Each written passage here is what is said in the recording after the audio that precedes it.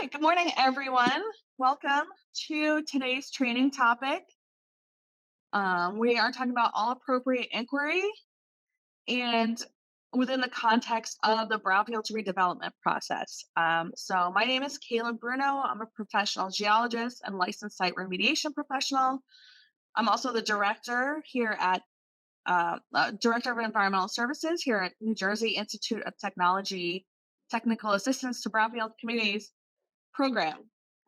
So I'm not sure how familiar all of you are, if at all, with our program here at NJIT TAB. So before we get into our topic, I just want to tell you a little bit about our program, what it is we do, and why is someone from New Jersey talking to you in Alabama about all appropriate inquiry.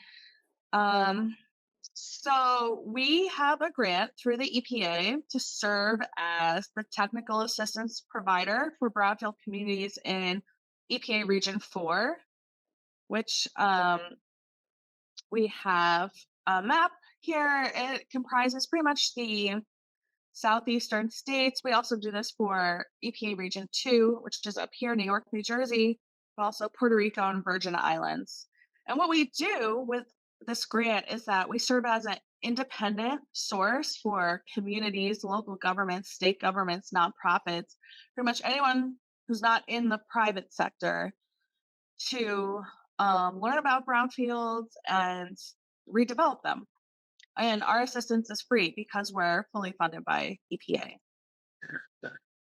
Um, so we're a multidisciplinary group over here, and we have three main ways that we deliver this assistance. And I'll just briefly go over them for you right now. But We have our Brownfields Academy, which is pretty much our website that has a lot of really great information for people who are in all stages of brownfields development and in that process. We have success stories, examples of successful grants. We have a lot of our recorded webinars on here, links to funding sources, that sort of thing. Um, we also do educational forums. So on a specific topic, like something like we're doing today on all appropriate inquiry in brownfields, we've also done things on storytelling in brownfields or resilience in brownfields. So whether it's a specific topic, we also do a lot of brownfield basics for communities, and that's just going over the definitions um, and how to get started. We speak at conferences, but the main part of our program is this one-on-one technical assistance, and this is where we tailor it to fit a community's needs. And we don't do what consultants do. So today we're going to be talking a lot about phase one reports. We don't write the phase one reports. However, we can um, help a community write an RFP to get a consultant to write the phase one. We will perform an independent review of the phase one. Maybe if the community is having trouble understanding what it's really saying, we'll break it down for them in a way that they can understand. So that's just, an example relevant to what we're talking about today. So, all right, yeah, that brings me to today's agenda and what we're going to be learning about in today's training. Well, let me just arrange. Okay. So here's today's agenda. We're going to be talking and diving into all appropriate inquiry and the relationship to this concept to brownfields property transaction. So first, we're just going to review the definitions of brownfields, make sure that we're on the same page here, and go over the brownfield redevelopment process to really set the stage for our main topic today, give it some proper context, and then we'll go into all appropriate inquiry or AAI. What is it? Why is it a thing? Why is it important? How do we do it? And specifically, the phase one environmental site assessment. So I saw we do have kind of a variety of different experience levels and comfortability with this topic. So The content I am keeping it kind of basic, but focusing on more tips and pitfalls. So if you're more experienced and you have anything to add, please feel free. Um, let's make, this can be a dynamic training session. Feel free to put things in the chat or, just unmute yourself and ask as we go along if you have any questions. I will stop along the way just to see how you guys are feeling with this. So, um, yeah, and I really appreciate that we were invited today to talk about this topic. Us, when we're out on the road as TAB, we do, like I said, a lot of these educational forums, and something of a mantra that we say is that brownfields are just regular property transactions with an environmental twist. So, what we're focusing on today in this training is understanding that twist. And unfortunately, it is wrapped up in a lot of rules and regulations, which generally isn't very exciting.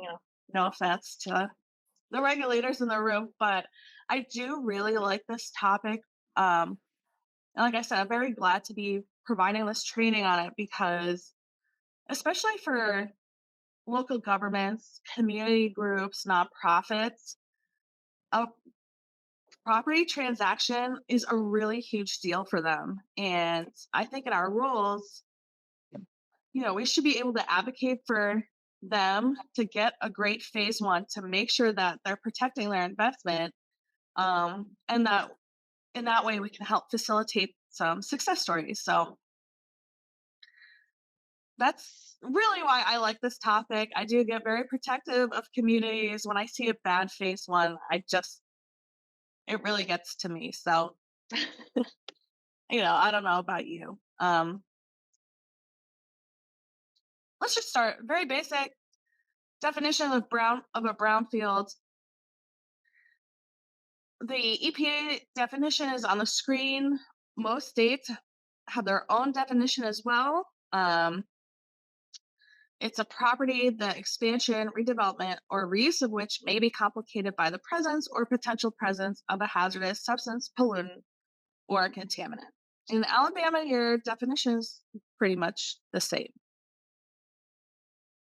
So there is a general process for redeveloping brownfields, and relevant to today's conversation about AAI, that goes along with environmental liability and environmental risk. It's important to understand this process because if you work within this framework, you can actually minimize a lot of environmental risk in those property transactions. So every successful project starts out with a solid foundation of planning. This is where we're looking to define a scope of brownfields within a community. We're starting to identify them, maybe put them on a map, and the community is starting to look to assemble a team in order to tackle those brownfield issues and look at funding options, that sort of thing.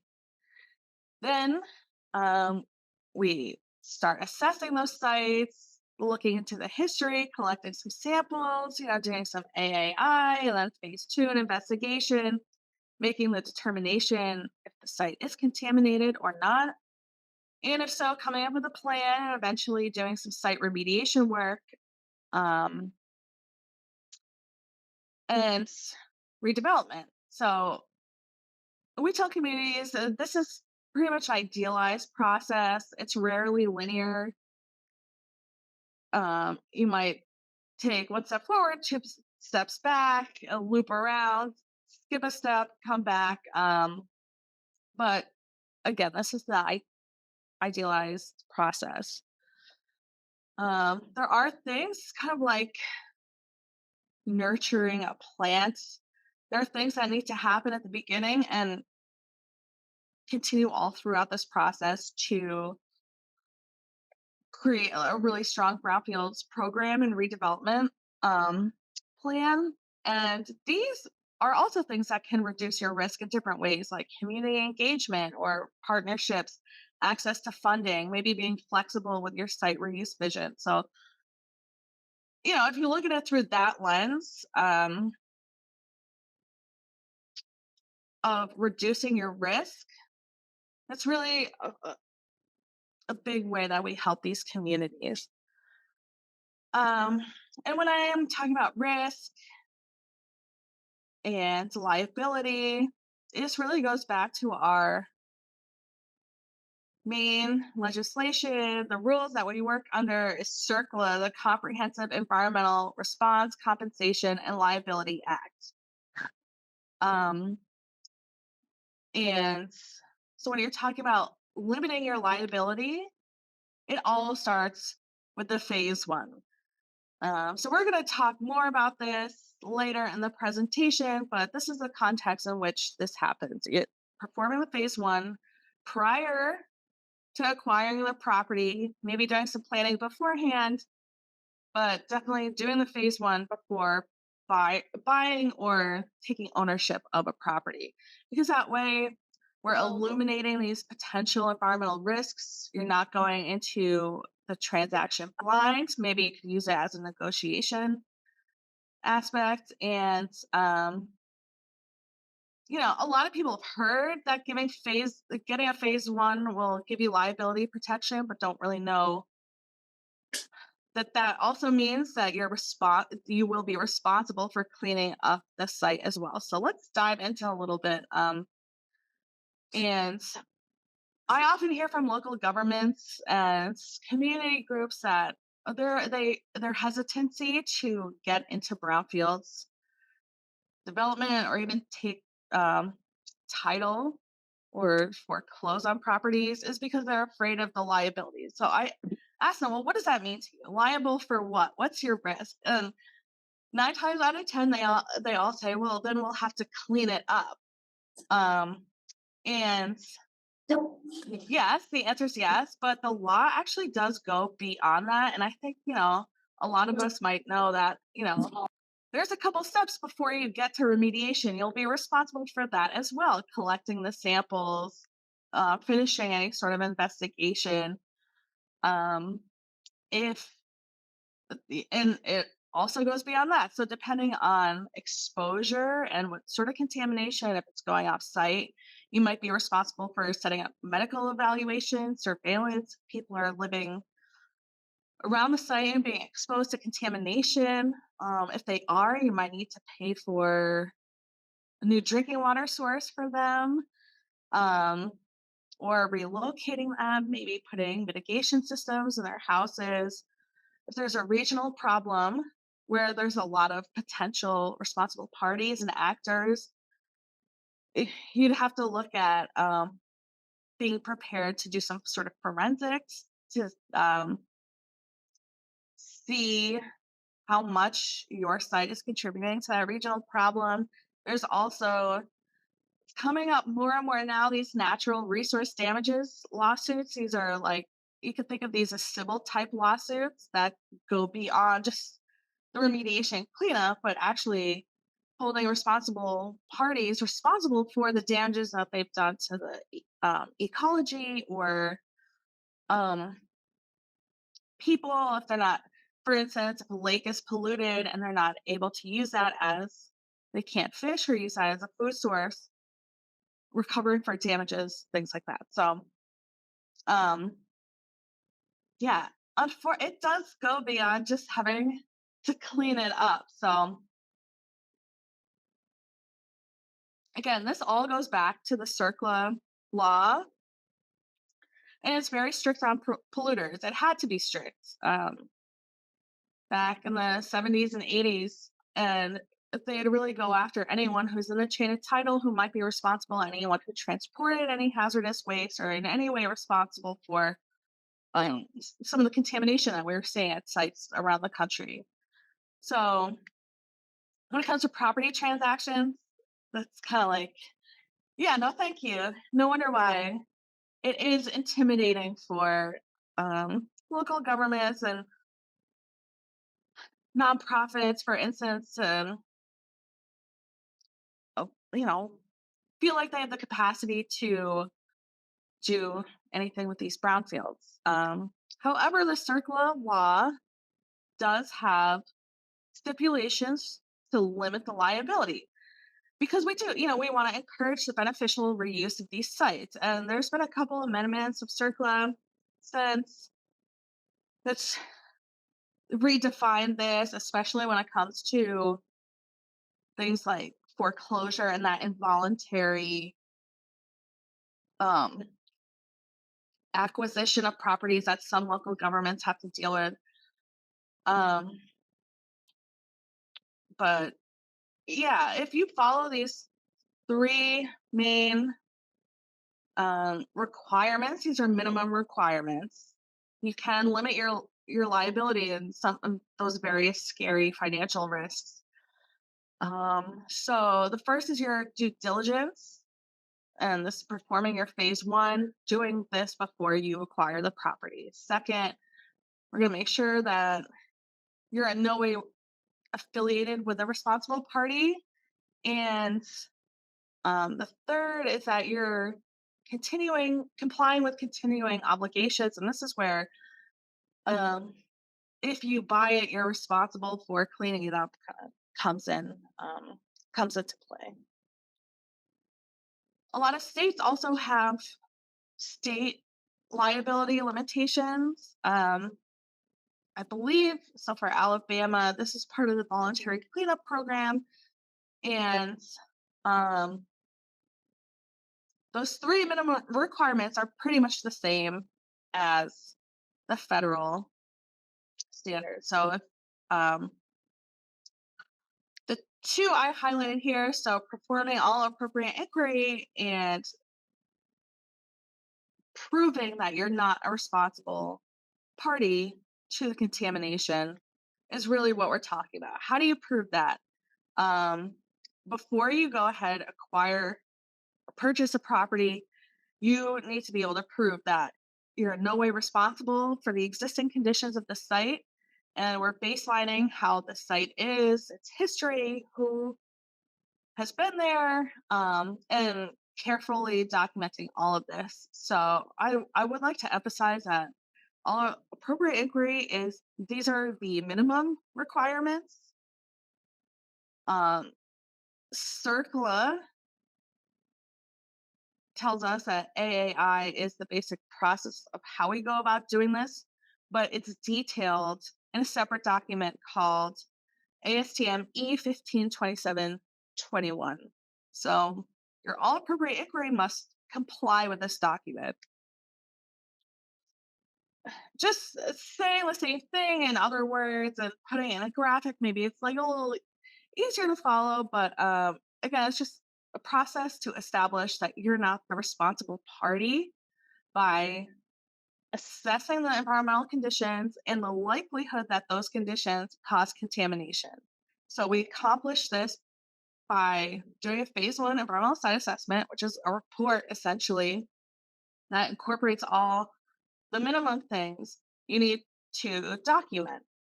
The standard tells us how to write the phase one report, and the goal of that report is to identify, recognize environmental conditions or RECs. If you're submitting a phase one to the EPA for all appropriate inquiry, maybe you have a Brownfields grant and you need to submit this documentation, they're very strict that the report clearly opines on the site recs, that you're clear about where there are significant data gaps. You document your qualified environmental professionals' qualifications and signature. They always emphasize this. I don't know, they see a lot of reports without signatures, dated signatures, and if there's any recommendations for further investigation. So I'm going to now jump into the phase one. I'm going to pause and see if there's any questions, comments, and I'll go to my chat handy. Okay, here we go. All right, I'm not seeing anything in the chat.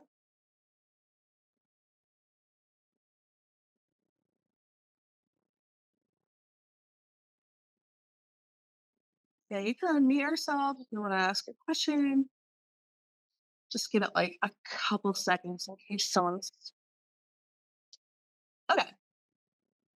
If not, I will go ahead, just forge ahead here. So the ASTM standard is a really comprehensive document in itself. I really recommend if you're doing this type of work, or if you're doing this type of work, reviewing these reports, anything to do with AAI or Phase I, that you have thoroughly read the standard. I'm not going to go through the whole document in this training. Um, I think that's something you should do on your own. I have a hard copy. It's like highlighted notes. It's always handy for me. But what I really wanted to focus on today is just more of like the tips, common pitfalls, ways that I see that we can really improve these documents um, to better service the communities that we work with, right? Um, so when I say that the ASTM standard is very detailed and thorough with what the process is, it even gives a recommended format. So a lot of the reports you'll see will just use this format. And that's the intention, that it's standardized, that if you pick up a Phase I, no matter who wrote it, it should be a pretty uniform standard. But it's recommended. You don't have to do it. Um, sorry. Okay. So the standard standardizes this process. The whole goal of this process is to identify recognized environmental conditions, or RECs. And this is where I see a lot of practitioners and professionals, reviewers might get tripped up. There could be a variety of philosophical differences when it comes to interpreting RECs, or potential RECs. But essentially, what you're trying to find is any condition that would indicate the presence of hazardous substances or petroleum products in, on, or at the subject property due to a release to the environment, the likely presence of a hazardous substance at the subject property due to a release or likely release to the environment, or the presence of hazardous substances at the property under conditions that pose a material threat of future release to the environment. Um, in my opinion, a good Phase I will list out all the RECs of a site. Lately, I've reviewed some Phase Is, and I've noticed some consultants like to say you have a gas station site, and we'll just identify one REC, and it will be of this historical use of this property as a gas station. When you might have documentation that shows like the specific location of where the tanks were or where the product lines were. Maybe there was like, an auto repair shop in the back. So in my opinion, all of those should be specifically called out as separate RECs. Um, there's one particular instance that I was involved with that someone did get burned legally for just having just one REC to encompass the whole site, because the other party was able to say, well, the tank wasn't identified in the Phase I don't know whose tank that is. And then you're up against, fighting ExxonMobil's litigation team. And that's just, not a good position to be in. So, had the prospective purchaser known about where there were potential tanks in the ground, where those product lines are, if they're still there, they can use that in the negotiations in the property transaction. And also, the second reason why I really like specific RECs called out is because if you're using the Phase I as a foundational document to do more environmental work at the site,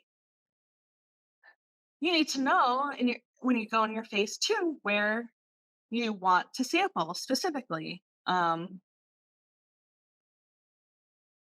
So you're already compiling the information, to having forward thinking of like, all right, someone is going to be using this to develop a sampling plan, maybe. I think that's just the best use of resources. Um, and another example or analogy is like a home inspection. If you buy a home and your inspector just gives you a report that says like this is an old house, so stuff is probably gonna break. That's not very helpful, right? So you'd want to know like, well, where, do I have termites? Is it plumbing, electrical? There's all sorts of things that can go wrong in a house. And it's the same thing with environmental in some of these former industrial and commercial properties. So to identify these wrecks, again, ASTM lays out very nicely the standard, how we should go about doing this, the key activities that we should do, which I'm showing here, but I'm showing it like this because people tend to get hung up on it being a step by step process or as if it's something to just like check boxes in order. But I think a better way to think of this is that you're assembling a phase one in an integrated approach such that each of these activities should be used to validate and confirm the other information that you've gathered. So at the end, someone should be able to read the report and have a clear idea of the risks, lines of evidence, data gaps, and how all this information builds to those conclusions. Um, so yeah, now I'm going to talk about the different elements that make up a phase one. I'm not going to do this in any particular order. Again, because this is just a way that we're gathering information about the site. One of the main ways that we're doing this is through interviews. Um, Key site manager or former site manager, occupants or former occupants of the site, owners, past owners of the site, and your state and local governments. So in the standard, these are people that you're required to make a reasonable attempt to interview when performing your phase one. In my experience, it's better to have reviewed some documentation, have some idea of the site and its former operations, of course, or maps that you can look at and ask specific questions about the site. Maybe this is your opportunity to fill in some data gaps that you found, but at a minimum, you're going to want to ask them about any environmental reports that are available or that they have knowledge of for the site, what they know about the use of the property currently or the past, if there was any specific chemicals that might have been used, where they were stored, where they were mixed, where their waste went, how was all that handled, and if they know of any spills, incidents, or cleanups. Um, sure, the standard, you do need to interview state and local government a lot of times.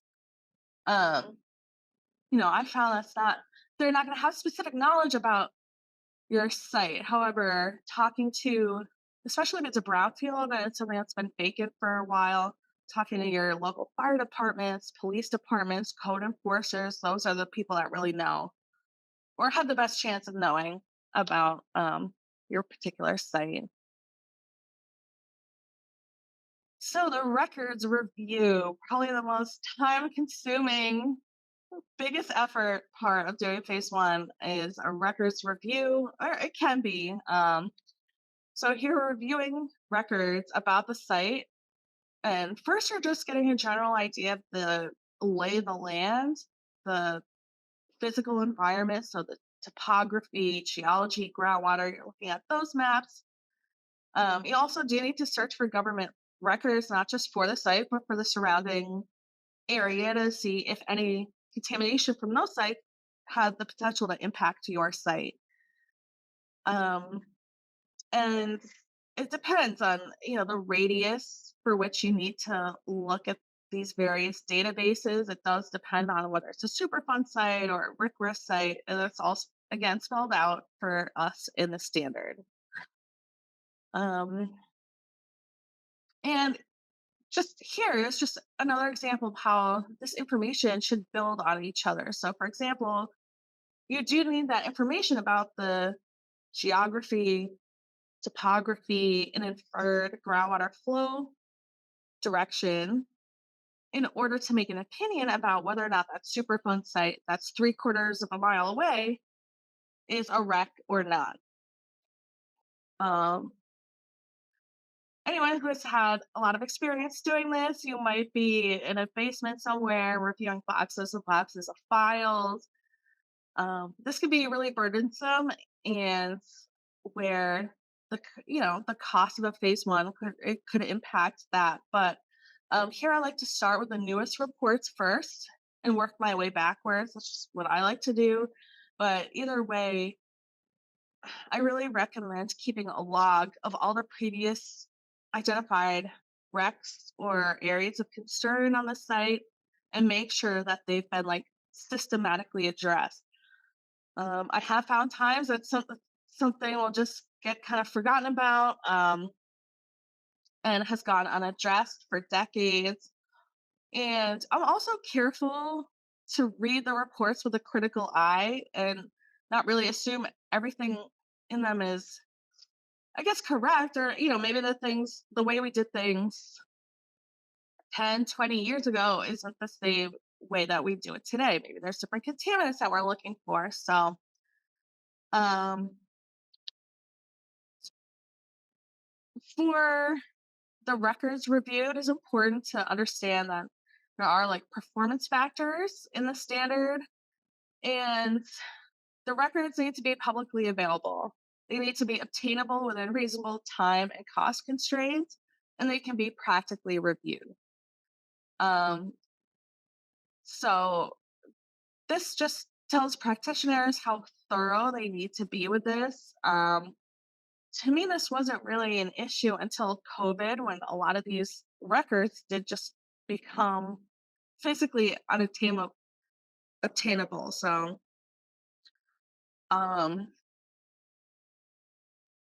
yeah, just some things to keep in mind when trying to get access to records for phase 1. So, my favorite part of records review is looking at the historical sources and learning about the history of the site and the surrounding area. These are common sources of information. And something interesting to note is that the circular rule for AAI doesn't require that you look at any of these specifically, or like the specific information that needs to be reviewed about the history.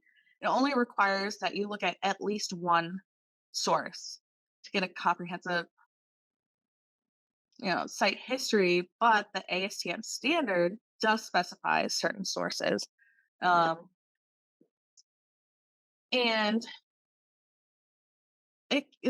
these are just some sources, and it's certainly not limited to what's on the slide here. Um, each of these are going to provide a little different information, maybe some clues that need to be verified using other sources. So again, thinking of it as an integrated approach, and you're just like assembling this, um, is important.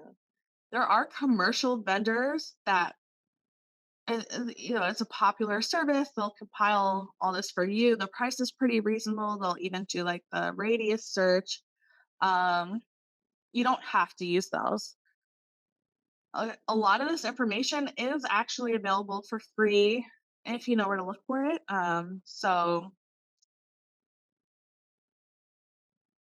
Local libraries and newspaper archives, I don't see that very often in phase 1s, and I review, but they are a really good source. And actually, the Library of Congress has some really good sources as well when it comes to like historical maps and their database.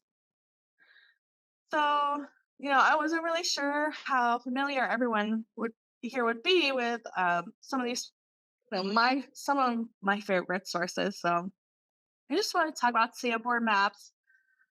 This to me is like a really useful source if they're available for your area. I did put on some links here to like some free sources.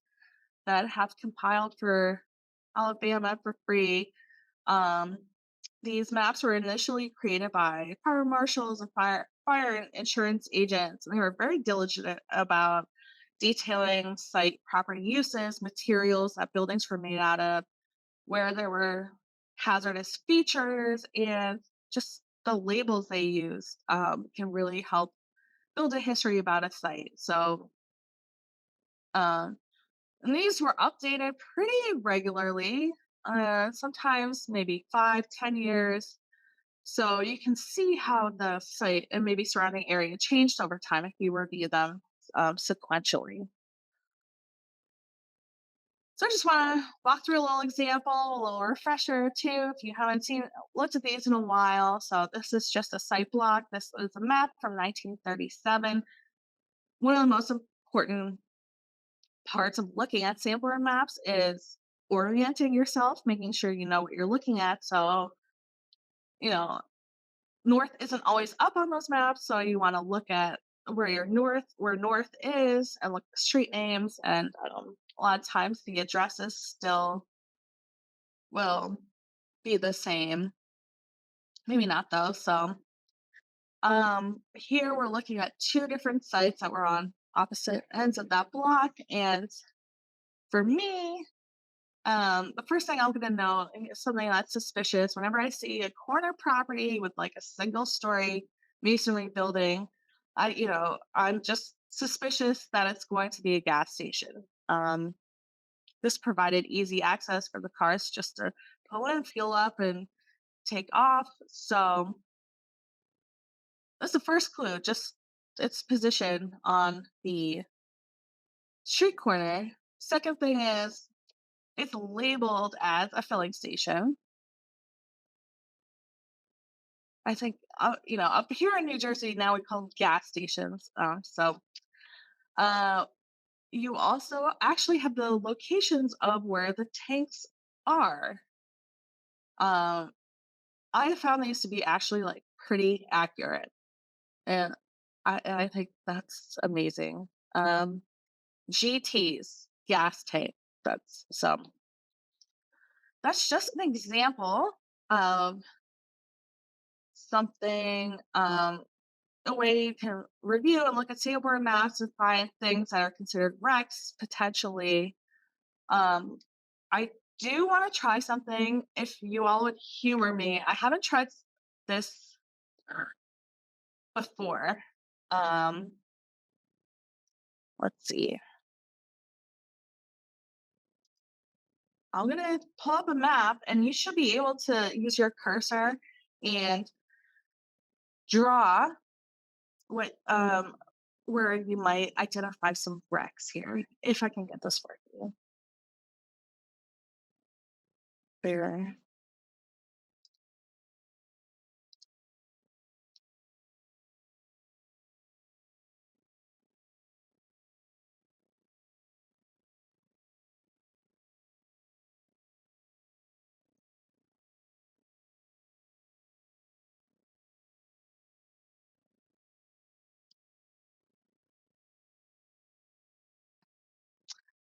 Okay, if I could get confirmation from somebody, if you are able to see, um, let- navigate this really.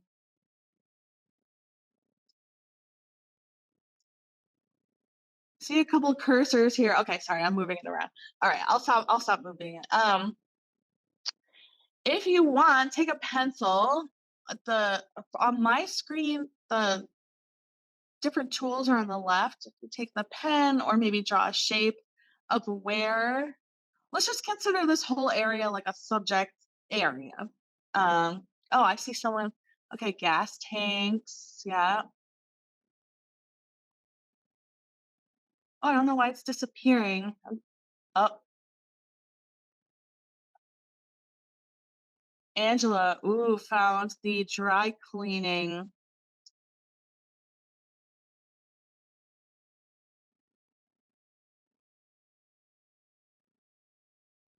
Joe found the drug manufacturing. even if it's kind of vague, you don't really know what that means. The word manufacturing could, just raise a red flag. You definitely need more information. Um, I see Ashley's pointing. Um,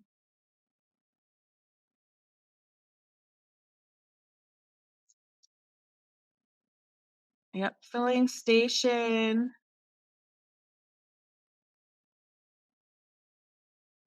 I don't know if I think there is like a hidden one that I haven't seen anyone circle yet.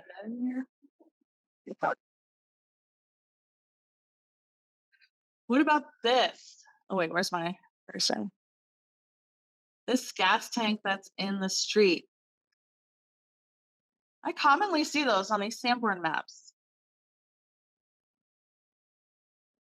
And also a red flag to me for this dry cleaner, it does say earth FL, like earth floor in the boiler room. So that's kind of like a direct way for those dry cleaning chemicals to get into the ground.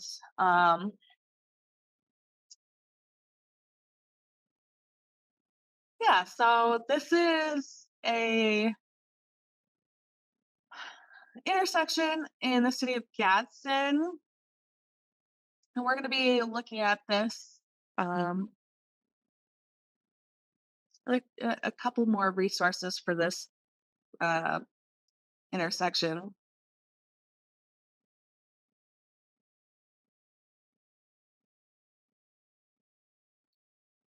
Sorry, I'm doing a lot of talking. I'm going to rest my voice a little to see if anyone has any questions, comments, anything they want to say about this Sanborn map.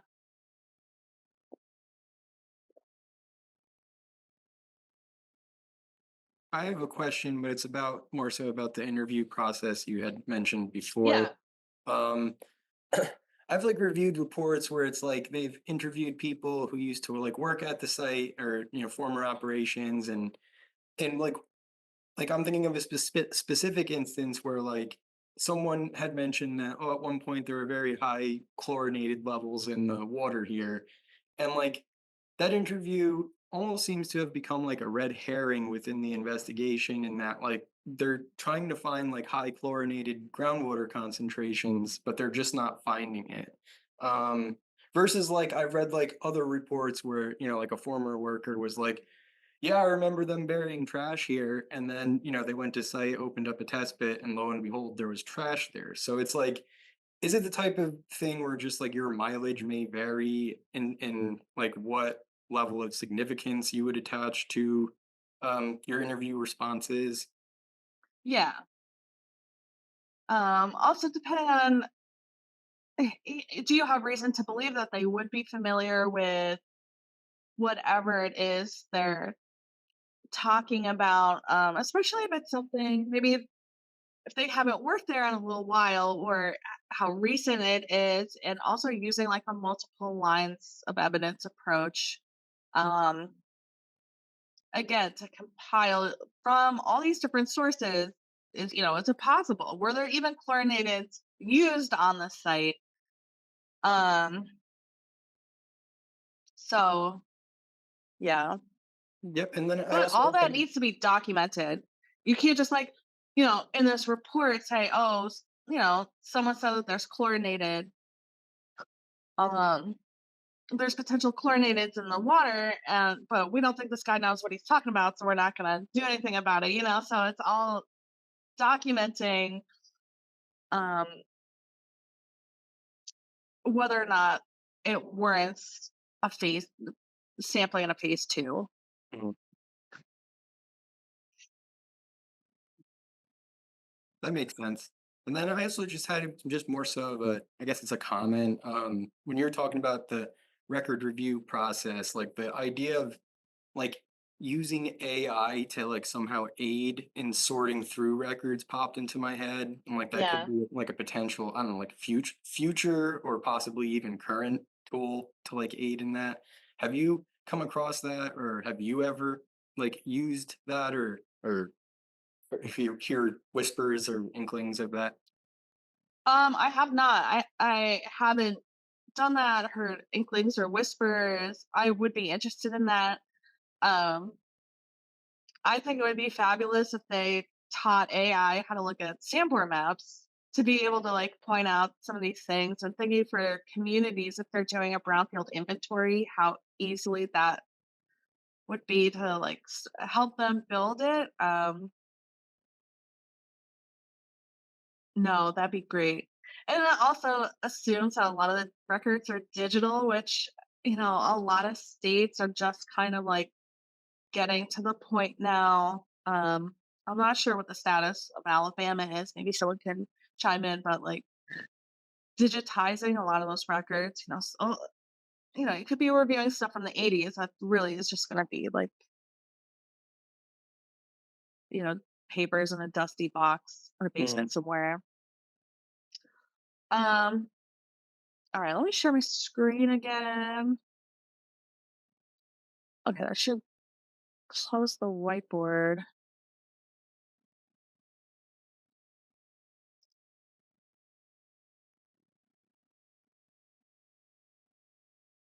Oh, okay. Um, okay. I think I got it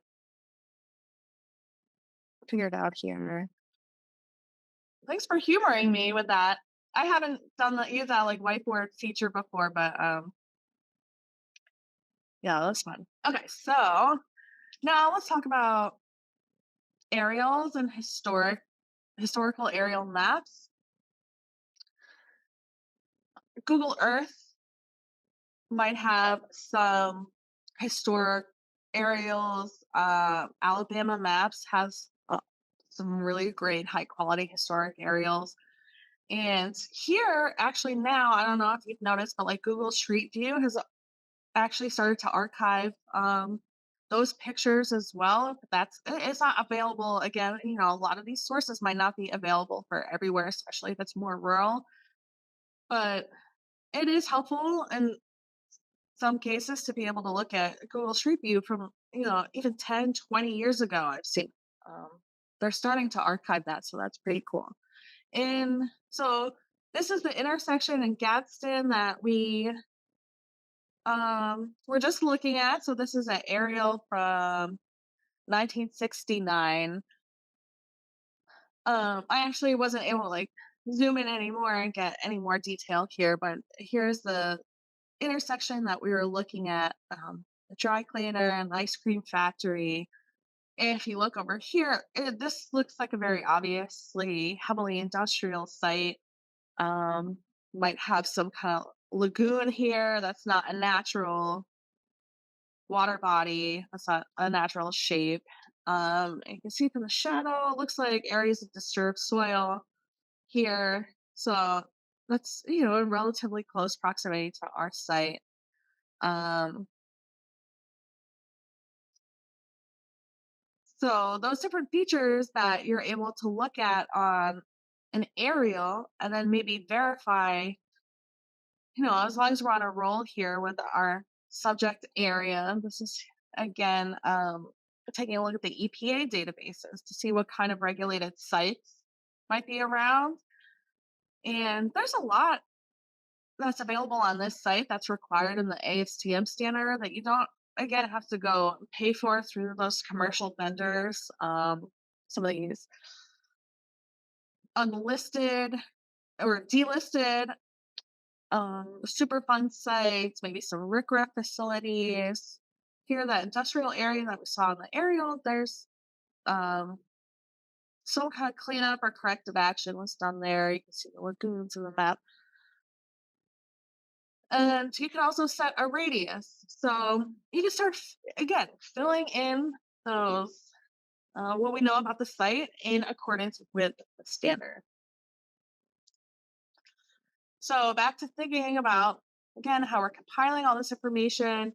Um, Verifying and checking what we previously found. A site visit should be a recon of the site and surrounding area, making sure to note any limitations, very careful documentation about what might impede your ability to identify wrecks.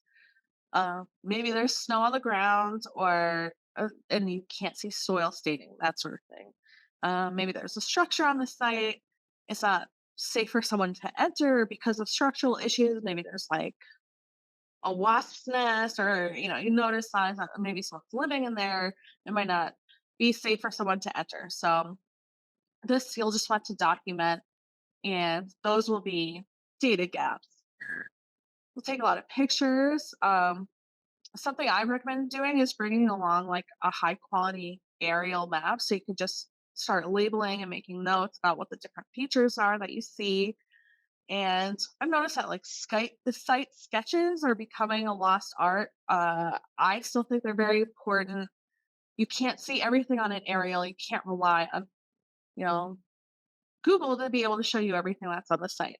And making sure that when you're doing your site sketch, bringing like a measurement wheel and taking measurements from at least 2 points, 2 features that then later you'll be able to kind of reconstruct a good site map. Um, this is some things that you'll be looking for in your site recon with the ground surfaces, like any topography, those local differences in topography. Um, what do you notice about the surrounding properties and neighborhood? And, these are just a general site observation.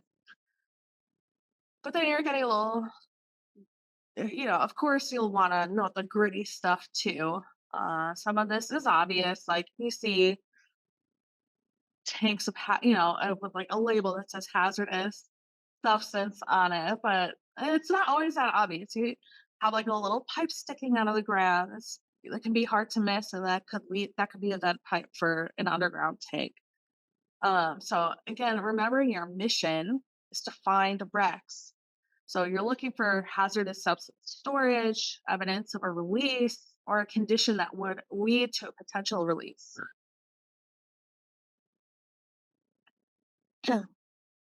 um,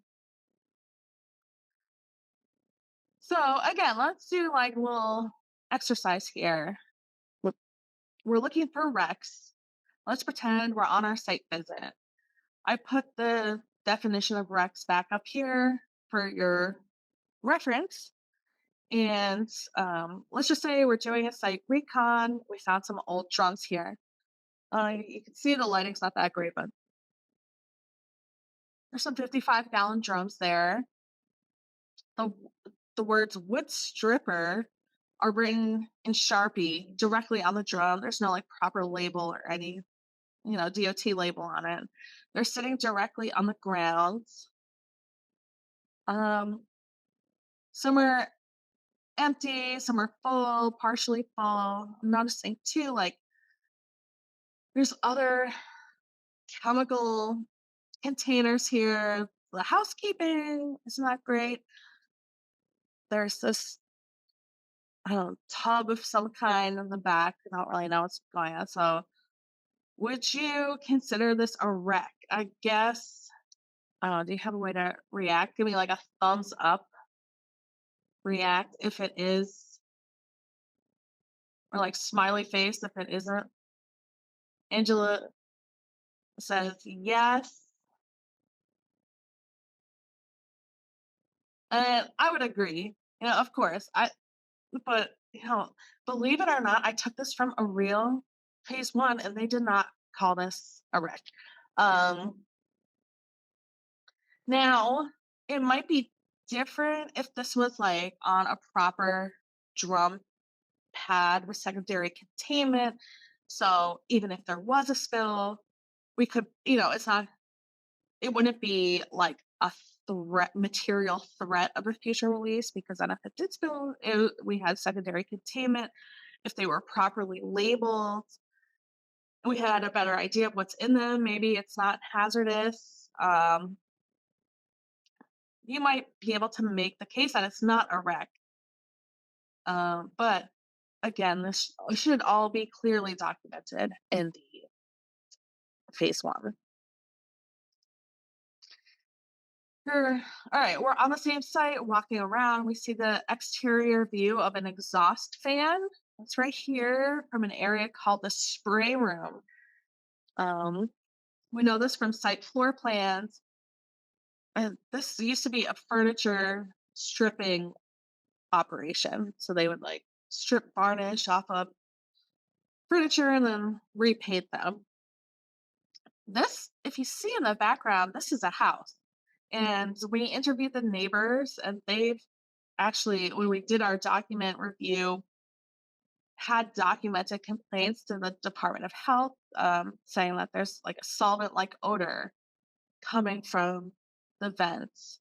And we were also able to interview them, and they reiterated their experience living next to this and the sort of odors that were coming from this property. So, um, is this a wreck? Would you put that in your report as a wreck? You can put it in the chat, say yes, no, maybe. Um, some of these, maybe we don't know enough from just the information I gave you. So if you need more information, what other information do you think you need? Joe says possibly, maybe. Um, I agree with you. I do, it's very interesting. Um, Distressed vegetation. I would say that this is distressed vegetation. It seems like maybe away from the vent. The ivy is a little more healthy. Even the branches from the tree that are closest don't have leaves on them, but the other ones do. Um, I know from previous sites that I've worked on, sometimes when you do have like very concentrated exhausts, you should look at the ground, see if there's any staining or evidence. If there was any sort of like condensation that then was able to drip over time and cause soil impacts and maybe even get to the groundwater. I've seen that. Um, but yeah, I again like maybe do a closer inspection there, maybe take a soil sample to confirm. I would lean towards yes though, just because I tend to be more conservative when it comes to this. Um, Sometimes a wreck isn't something that we directly observe. So again, we know from the site they kind of have questionable housekeeping here. But all right, so the we saw in the documents that we reviewed that there was a complaint to the local health department that workers at the property were dumping chemical waste in the street and sewers. The health department looked into this, they investigated, and they interviewed the business owner, and he said, no, we don't do that. We put all the waste into the on site dumpster. Um, would this be a wreck? You can put it in the chat.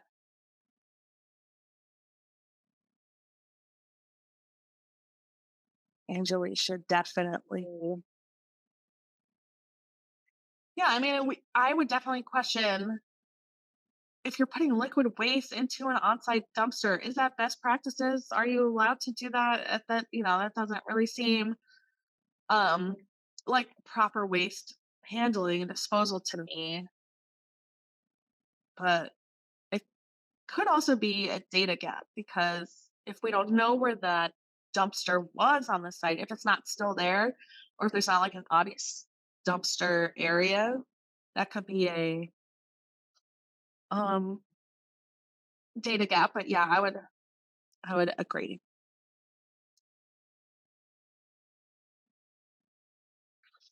Okay, so I'm gonna wrap up with just like some general other important things to know about doing phase ones and AAI. You do need to search for environmental cleanup liens. Um, and this is something that needs to be done. This is one of those things that needs to be done within 180 days of that property transaction. So you want to make sure that this is up to date. And a lien could be filed at any time. So you don't want to say, "Oh, I looked last year, it's gonna be all the same." It might not be. And you can either get these from the municipality, county directly, or maybe go through a titled company. When do we do this? So I did mention some timeframes here. Of course, emphasize you want to do this before you acquire the property. And by that, we mean before the date that the title is transferred. The phase one must be completed within 1 year to the date of that title transfer and updates after 180 days. So that means, say you did your phase one a year ago, um, the property transaction is kind of taking a little longer than you wanted it to.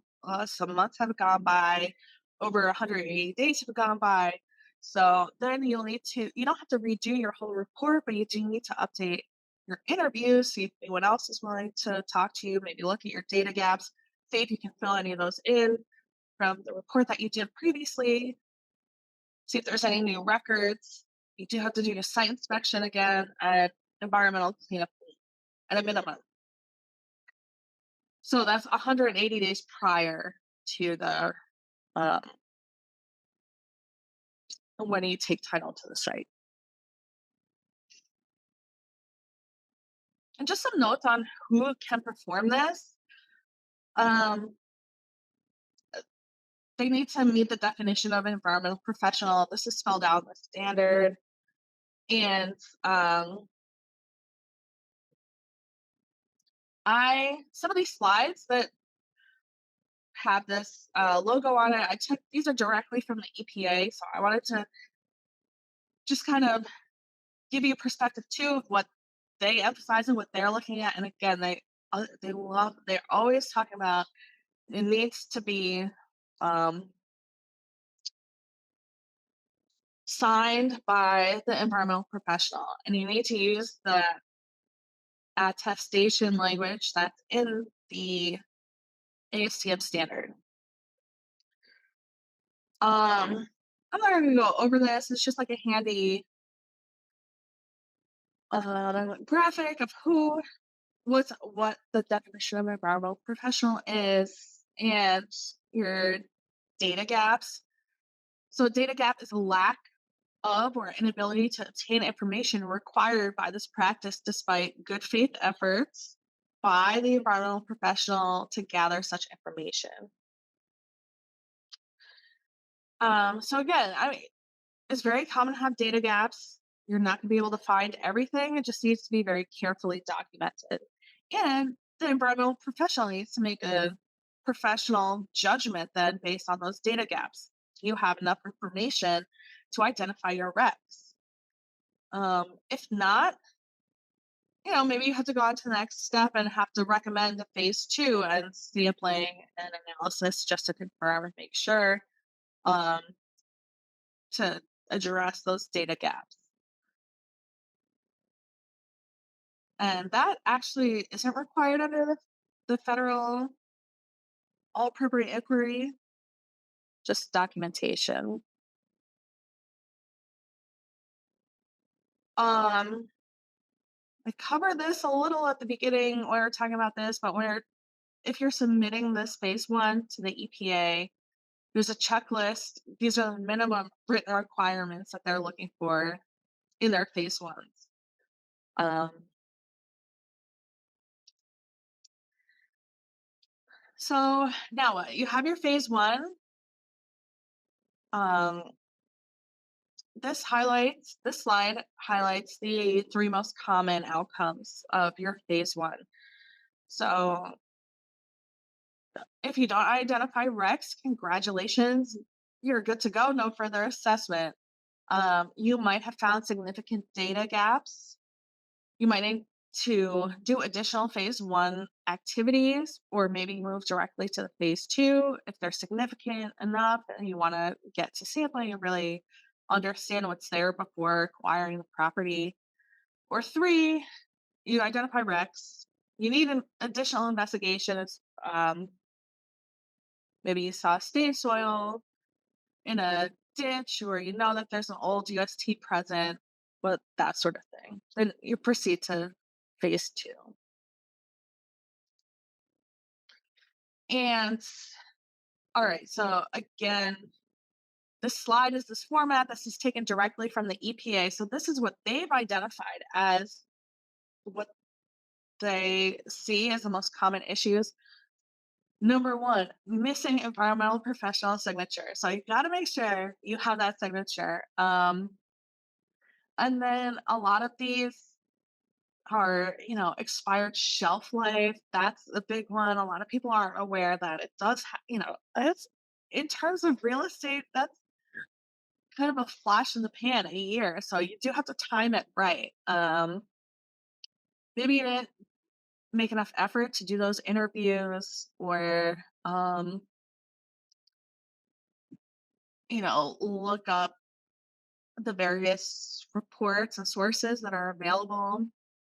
They say difficult to read, overly technical. I've seen the EPA like correct grammar on some phase ones. Um, and you can tell when a phase, a lot of companies now will just have a template like a very boilerplate language that really tells the reader nothing about the actual site. So minimizing that, I think, is best practice. Um, and yeah, not giving vague opinions, being very clear about what's there at the site, how you know what's there, and what the recommendations are. I do just want to say before we wrap up, a couple words about the new ASTM standard. This came out, I think, beginning of last year. Was the so 15, 27, 21 is the most recent standard. There weren't that many significant changes to the actual standard itself. They did like tweak some of the definitions, nothing that really um, materially changed things, just clarified the vocabulary. But they did revise the appendices, and I do like the appendices because it has like a flow chart, help you identify if something's a wreck. Because sometimes we saw in our examples, it's not always straightforward. There are gray areas, so it will help you make that determination. And it also goes through examples of the logic that you can use to identify a wreck. It also talks about emerging contaminants. And we can't talk about emerging contaminants without talking about PFAS. So, as of April, as you might know, two PFAS compounds are now considered hazardous substances by the EPA. So now those are under the purview of the ASTM standard, and those we should look at when we're doing a phase one. Uh, and so, just some red flags about site typical site use that could be associated with PFAS contamination is if you see a past use related to chrome plating, electronics, textiles, specifically textile manufacturing that's like waterproof, paper manufacturers, of course, if there's like a fire on the site, or if it's an airport or a large facility, maybe where they practice firefighting. Um, those are going to be red flags for you. And it's actually like in a lot of household products too. So landfills are going to be a big source of PFAS, potentially.